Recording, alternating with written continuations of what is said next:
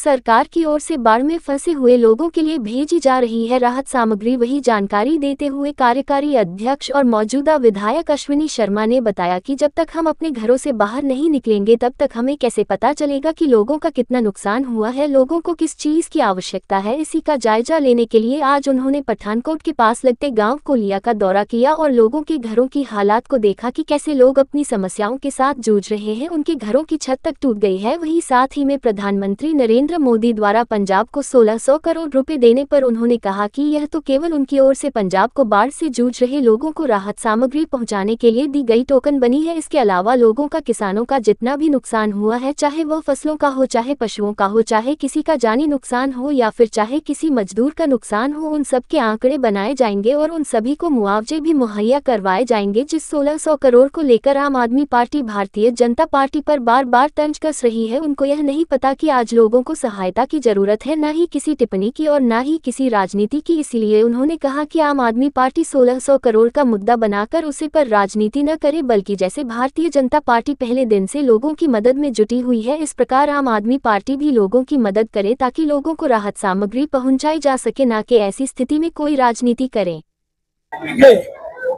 जब से पंजाब बाढ़ग्रस्त हुआ है, पहले दिन से भारतीय जनता पार्टी का हर नेता, हर कार्यकर्ता जमीन पे है और वो हर घर तक पहुंचने का प्रयास कर रहे हैं। हर घर तक जाने से वास्तव में उस परिवार की क्या स्थिति है, कितना नुकसान हुआ है और उनको किन चीजों की जरूरत है, उसका आंकलन आप कर पाते हैं। आज मैं कोलिया गांव के हर घर तक गया हूँ, उनके घरों की स्थिति देखी है। उनके जो घर के छत है पूरी तरह से डैमेज हुई है, दीवारें डैमेज है, फर्श डैमेज है।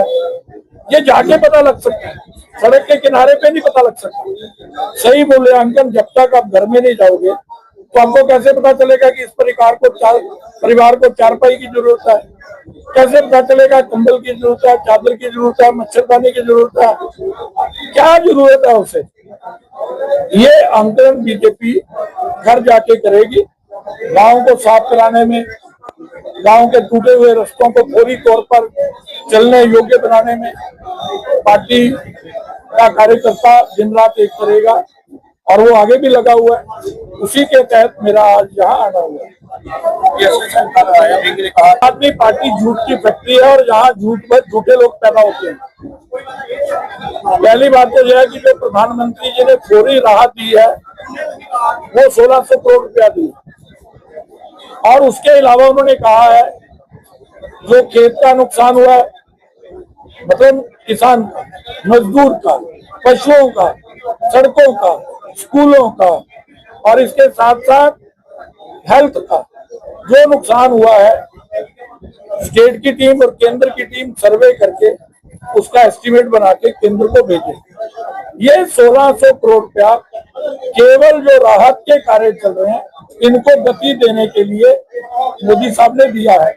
धन्यवाद करने की जगह ये राजनीति कर रहे हैं, लेकिन पंजाब के लोगों को पता है कि 12,000 करोड़ रुपया डिजास्टर फंड का जो इनके पास पड़ा है, आप इनके झूठ का अंदाजा लगाओ।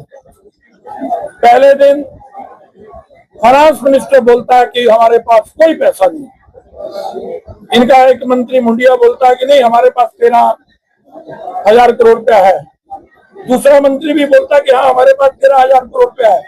वो किस लिए था? या इससे बड़ा डिजास्टर क्या हो सकता है?